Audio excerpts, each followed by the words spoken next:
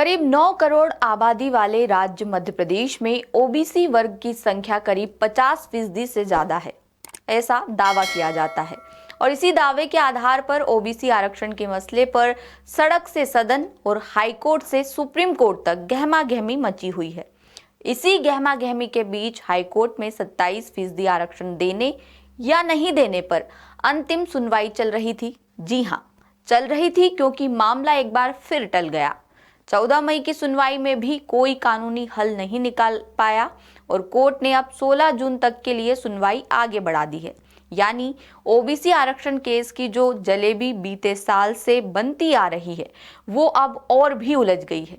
जैसा द सूत्र ने पहले ही अंदेशा जताया था कि कहीं ये सुनवाई समर वेकेशन की भेंट न चढ़ जाए, अब ये मामला जून के तीसरे हफ्ते तक टल गया है और आशंका जताई जा रही है कि कहीं जून में भी सुनवाई पूरी ना हो पाए।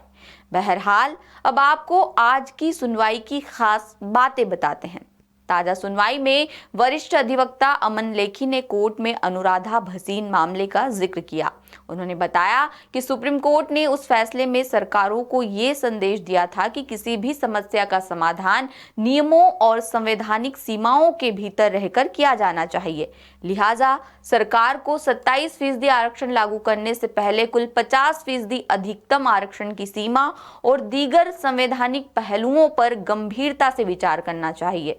उनका कहना था कि सिर्फ आबादी के आधार पर आरक्षण बढ़ाना सही नहीं है। सामान्य वर्ग की ओर से ये भी तर्क दिया गया कि यदि सरकार खुद एक्सेप्ट कर रही है कि पिछड़े वर्गों को वर्षों की योजनाओं का पूरा लाभ नहीं मिला, तो ये प्रशासनिक विफलता है। सरकार अब उन पुरानी रिपोर्ट्स का सहारा ले रही है जिनके आंकड़ों की प्रामाणिकता और वर्तमान प्रासंगिकता पर सवाल खड़े हो रहे हैं। अनारक्षित वर्ग की ओर से कहा गया कि जब मामला अदालत तक पहुंचा, तब सरकार ने पिछड़ा वर्ग आयोग समेत दूसरी कई पुरानी रिपोर्ट्स का हवाला देना शुरू किया, जबकि आरक्षण लागू करने से पहले ठोस और अद्यतन डेटा आधारित समीक्षा नहीं की गई थी। मध्य प्रदेश में ऐसी कोई स्थिति, एक्स्ट्राऑर्डिनरी सर्कमस्टांसेस नहीं बनते हैं कि आप यहाँ पे 27% ओबीसी रिजर्वेशन को लागू करें।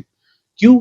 क्योंकि इंदिरा साहनी का जो जजमेंट है 1992 का सुप्रीम कोर्ट के द्वारा 9 जजेस बेंच का constitutional bench of the supreme court ने क्लियरली कहा है कि अनटिल कोई एक्स्ट्रा ऑर्डिनरी सर्कमस्टांसेस, जैसे कोई ट्राइबल एरियाज होते हैं, जैसे नॉर्थ ईस्ट का एरिया है या अंडमान निकोबार है, इस प्रकार की जगहों के लिए आप फिर भी सोच सकते हो।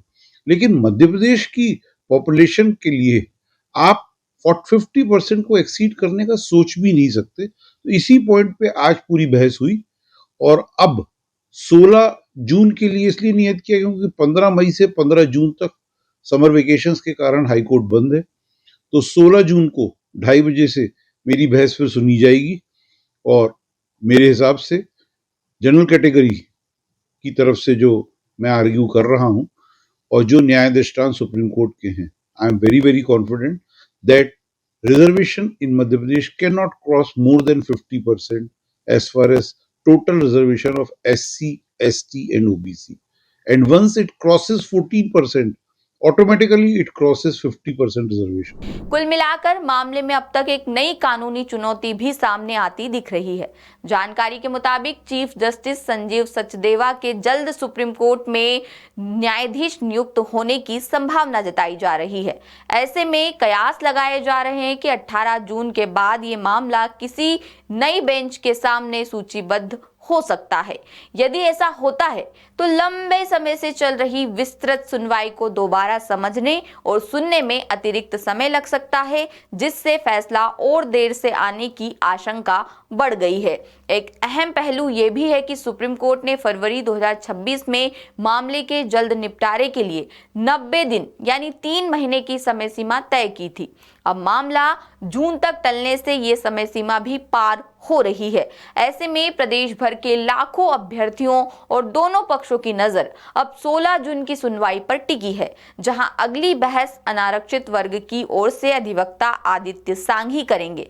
फिर राज्य सरकार और ओबीसी समर्थक अपनी दलीलें पेश करेंगे। ओबीसी वर्ग की ओर से अधिवक्ता वरुण ठाकुर ने कोर्ट को बताया कि मामला खिंचने की वजह से लाखों अभ्यर्थियों पर बुरा असर पड़ रहा है। लिहाजा एक स्पेशल वेकेशन बेंच बनाकर मामले की प्राथमिकता से सुनवाई की जाए, लेकिन कोर्ट ने ये मांग ठुकरा दी और कहा कि वेकेशन बेंच में फाइनल हियरिंग होना संभव नहीं है। अब आप भी बता सकते हैं कि इस मामले पर आपकी क्या राय है, क्या लगता है, क्या जून में सुनवाई पूरी हो पाएगी? कमेंट करके जरूर बताएं। लेटेस्ट, इन्वेस्टिगेटिव और इन डेप्थ खबरें देखने के लिए ज्वाइन कीजिए द सूत्र का व्हाट्सएप चैनल, सब्सक्राइब कीजिए यूट्यूब चैनल, लाइक कीजिए फेसबुक पेज और पढ़ते रहिए www.daसूत्र.com।